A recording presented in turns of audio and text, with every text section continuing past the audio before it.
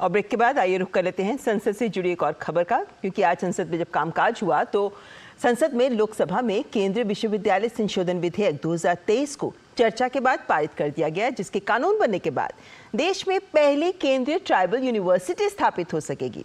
और वहीं सूक्ष्म लघु और मध्यम उद्यम मंत्रालय ने भी उद्यम पोर्टल को लेकर आंकड़े साझा किए और शहरी कार्य मंत्री हरदीप सिंह पुरी ने प्रधानमंत्री स्वनिधि योजना से लोगों को जो लाभ हो रहा है उसकी एक तस्वीर भी सदन में रखी।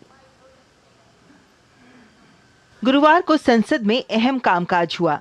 विदेश मंत्री ने राज्यसभा में बताया कि अमेरिका और कनाडा के साथ एक जैसे संबंध होने के बारे में तथ्यों को देखना होगा, क्योंकि अमेरिका ने हमेशा ऑर्गेनाइज्ड क्राइम और ट्रैफिकिंग से लेकर तमाम चीजों पर हमें जानकारियां उपलब्ध कराई हैं, जिसके आधार पर भारत ने कार्यवाही की है, जबकि कनाडा ने हमारे साथ ऐसा नहीं किया। Certain inputs were given to us as part of our security cooperation with the United States. Those inputs were of concern to us because they related to the nexus of organized crime, trafficking, and other matters. And an inquiry committee has been constituted. Insofar as Canada is concerned, no specific evidence or inputs were provided to us. Lok Sabha में विस्तृत चर्चा के बाद केंद्रीय विश्वविद्यालय संशोधन विधेयक 2023 पारित कर दिया गया।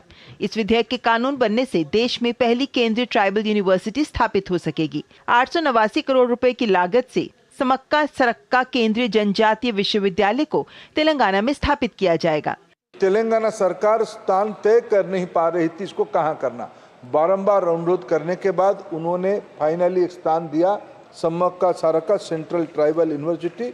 लगभग 900 करोड़ रुपया व्यय की व्यवस्था के साथ इसको बनाया जाएगा। इससे पहले प्रश्नकाल के दौरान आवासन और शहरी कार्य मंत्री हरदीप सिंह पुरी ने सदन को बताया कि प्रधानमंत्री स्वनिधि योजना के तहत स्ट्रीट वेंडर्स को वित्तीय सहायता के लिए बड़े पैमाने पर कर्ज उपलब्ध कराया गया है। जब इकोनॉमिक लॉकडाउन हुआ, ये जो स्ट्रीट वेंडर्स हैं, रेडी पटरी पे चलाने पे काम करने वाले, उनका काम पूरा रुक गया और ये मनी लेंडर से 300% इंटरेस्ट पे लोन लिया करते थे। इनकी बहुत ही गंभीर स्थिति थी। आज के दिन ये स्कीम में 56 lakh street vendors have already availed of the first loan. अगर उसको आप सेकंड और थर्ड लोन मिला दें तो 73 लाख हैव अवेल्ड।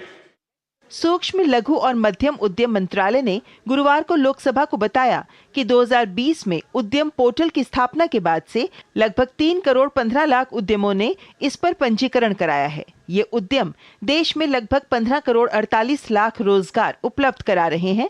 इनमें से 3 करोड़ 52 लाख से ज्यादा महिलाएं हैं। पार्लियामेंट टीम के साथ bureau report, DD news. Qatar में